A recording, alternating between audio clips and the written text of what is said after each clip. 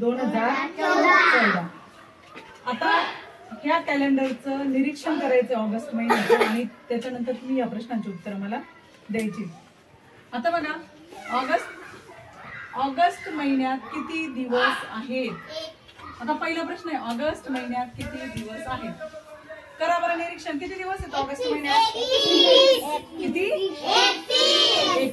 31 दिवस आहेत. काय उत्तर येईल आपलं? ऑगस्ट महिन्यात एका पूर्ण वाक्यात पण लिहिता येईल. किती? 31 दिवस.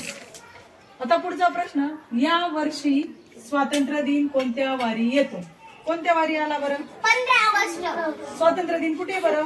15 ऑगस्ट. वार काय आला त्या दिवशी? शुक्रवार. कोणत्या वारी? काय आला वार माहिती? उत्तर काय? शुक्रवार. समजलं? प्रश्न तिसरा होता, या महिन्यात किती सोमवार आहेत? किती सोमवार आलेत बरं? 4. किती आलेत बघा बरं. कोणत्या कोणत्या तारखा आहेत बरं तिथे?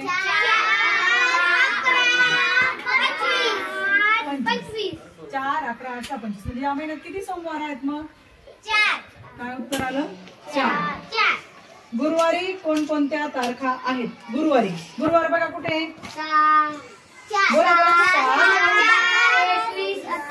कोणत्या कोणत्या तारखा आल्या मग? 7, 14, 21, 28. बरोबर आहे. बघा गुरुवारी कोणतं? 7, 14, 21, 28. ऑगस्ट महिन्यात कोणते वार 5 वेळा आले आहेत? रविवार, शुक्रवार, शनिवार. 5 वेळा. समजलं? 1, 2, 3, 4, 5. 5 वेळा कोणते कोणते वार आलेत मग? रविवार, शुक्रवार, शनिवार. म्हणजे आपल्या इथे उत्तर काय येईल मग? रविवार, शुक्रवार, शनिवार. बरोबर. पुढचा प्रश्न, एकच वार किती दिवसांनी येतो? 7.